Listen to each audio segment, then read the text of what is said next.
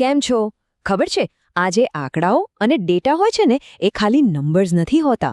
એમની અંદર તો આખી વાર્તાઓ છુપાયેલી હોય છે. બસ એમને કહેવાની રાહ જોતી હોય છે. તો ચાલો આજે આપણે એ જ શીખીએ કે રેખા આલેખ એટલે કે લાઇન ગ્રાફની મદદથી ડેટાની આ છુપાયેલી વાર્તાઓને કેવી રીતે બહાર લાવી શકાય. પણ સવાલ એ છે કે આ કરવું કઈ રીતે? આટલી બધી માહિતી, આ બધા ગૂંચવણભર્યા આંકડા, એને એક સરસ, સમજાય એવી વાર્તામાં કેવી રીતે ફેરવી શકાય? વેલ, એનો એક જાદુઈ જવાબ છે: રેખા આલેખ. જુઓ, અહીં ડાબી બાજુ ખાલી છૂટા છવાયા ટપકા દેખાય છે નહીં? કોઈ મતલબ જ નથી નીકળતો. બધું અસ્તવ્યસ્ત લાગે છે. પણ હવે જમણી બાજુ જુઓ. જેવી જ આપણે એ જ ટપકાને એક રેખાથી જોડી દઈએ છીએ, બૂમ! અચાનક જ એક પેટર્ન દેખાવા માંડે છે, એક આકાર બને છે અને એક આખી વાર્તા આપણી સામે આવી જાય છે. આ જ તો છે રેખાનો જાદુ. તો આપણી આજની સફરમાં આપણે શું શું જોવાના છીએ? સૌથી પહેલાં, આલેખ શા માટે જરૂરી છે? પછી બિંદુઓથી રેખાઓ કેવી રીતે બને છે એ સમજીશું.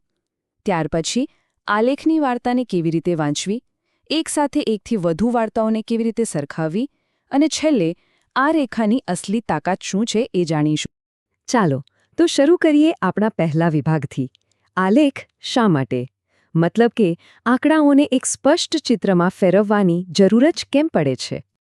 જુઓ, રેખા આલેખ એટલા માટે શક્તિશાળી છે કારણ કે એ એકદમ સરળ રીતે બતાવી દે છે કે સમયની સાથે કોઈ વસ્તુમાં શું ફેરફાર થઈ રહ્યો છે. પછી ભલે દિવસનું વધતું ઘટતું તાપમાન હોય, કોઈ કંપનીના વેચાણના આંકડા હોય કે પછી કોઈની મુસાફરીનો ગ્રાફ હોય, સમય સાથેનો બદલાવ બતાવવો એ જ એની સૌથી મોટી ખાસિયત છે.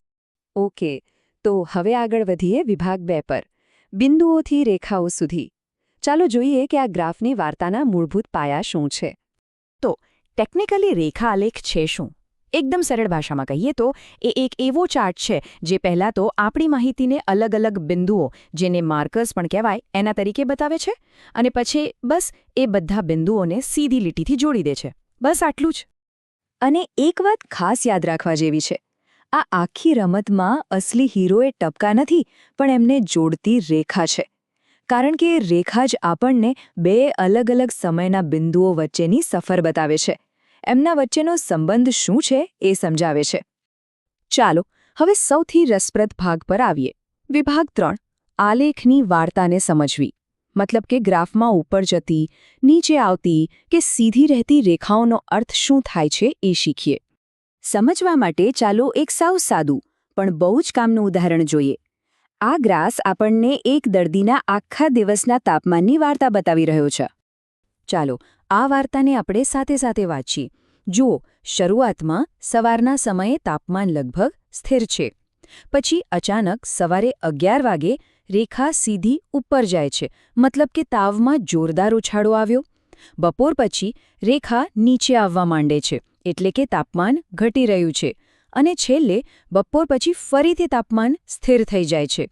જોયું? આટલી બધી માહિતી એક જ નજરમાં મળી ગઈ. સરસ. ચાલો હવે એક બીજી વાર્તા પર નજર નાખીએ. આ વખતે વાર્તા છે એક કારની મુસાફરીની, જે સવારે 8 વાગ્યાથી શરૂ થઈને બપોરે 3 વાગ્યા સુધી ચાલી. હવે આ ગ્રાફમાં એક રસપ્રદ વસ્તુ છે. જરા ધ્યાનથી જુઓ તો. સવારે 11થી બપોરે 12 વાગ્યાની વચ્ચે રેખા એકદમ સપાટ, એટલે કે સીધી છે. તો આનો અર્થ શું થતો હશે? જરા વિચારો. જેણે પણ વિચાર્યું કે કાર રોકાઈ ગઈ હતી, એ એકદમ સાચું છે. સપાટ રેખાનો અર્થ હંમેશા એવો થાય છે કે એ સમયગાળામાં કોઈ જ ફેરફાર નથી થયો.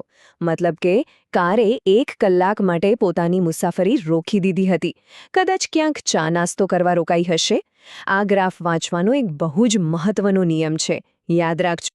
અને હા, એવું જરૂરી નથી કે આ વાર્તાઓ ખાલી થોડા કલાકોની જ હોય. આલેખ તો બહુ લાંબા સમયગાળાની વાર્તાઓ પણ કહી શકે છે. જેમ કે અહીં આપણે 2002થી 2006, એટલે કે 4 વર્ષના ફેરફારોને એક જ નજરમાં જોઈ શકીએ છીએ. ઓકે, અત્યાર સુધી આપણે એક સમયે એક વાર્તા જોઈ, પણ હવે થોડું વધારે રસપ્રદ બનાવીએ. વિભાગ 4, એકથી વધુ વાર્તાઓ, એટલે કે એક જ ગ્રાફ પર 2 અલગ અલગ વાર્તાઓની સરખામણી. અહીં જુઓ, આ ગ્રાફ પર એક નહીં પણ 2 વાર્તાઓ એકસાથે ચાલી રહી છે. એક છે તૂટક રેખા એ અને બીજી છે સળંગ રેખા બી.